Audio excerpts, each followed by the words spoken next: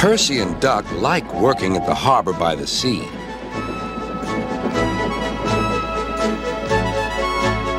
On a clear summer's night, there's no better place to be.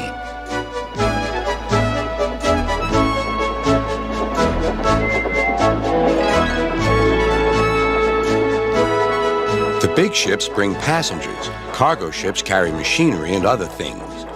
Duck and Percy puff backwards and forwards with the crates of cargo as they are loaded and unloaded by the quayside. One morning, Duck and Percy noticed that the horizon was packed with sails flapping against the blue sky.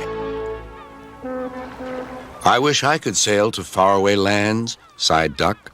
"Engines can't go sailing," snorted Percy, "because engines can't float."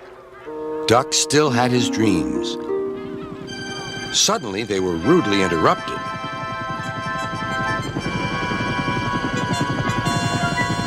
"Wakey, wakey," hovered Harold. "I'm looking at the boats," replied Duck. "That's the regatta. Lots of boats, lots of races, great fun. I hover around in case I'm needed." "Do you go to the horizon?" asked Duck. "Yes, and beyond." "I didn't know there was a beyond," whispered Percy. "Do you go to other places at sea?" continued Duck. "Certainly. I can land on ships, you know, anywhere, anytime. Goodbye." Duck sighed. He went on talking about the regatta all day. Percy lost patience. "Well, Duck, I'd rather have my wheels on solid ground. Our rails can take us to all the places we could ever wish to see."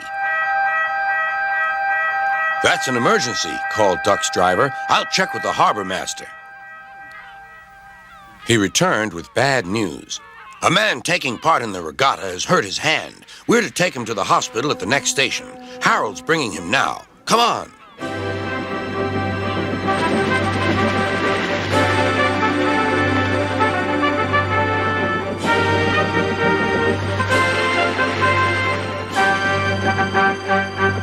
"Good to see you again, Duck," whirred Harold as he landed carefully on the platform. The man was gently helped to safety. "My job is to stay at sea in case of other emergencies. Otherwise, I would take this gentleman to hospital myself. Must fly. Goodbye."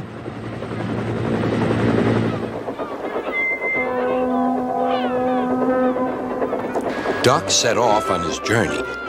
Soon he was steaming well, and his wheels were thundering along the track.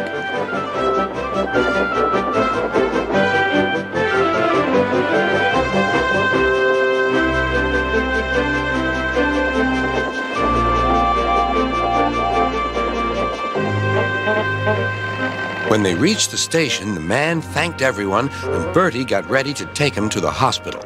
"You look splendid flying along the line, Duck," glowed Bertie. "No wonder they call you Great Western." "Thank you, Bertie." Percy's right, he thought to himself. Engines are happiest when their wheels are firmly on the rails. That night, Percy and Duck stayed a little longer at the quay. The air was warm and the sea calm.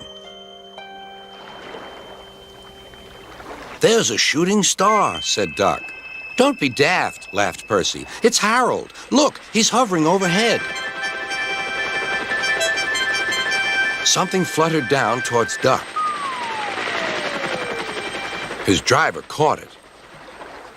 "It's a flag from the regatta. Harold's giving it to you as a present, Duck."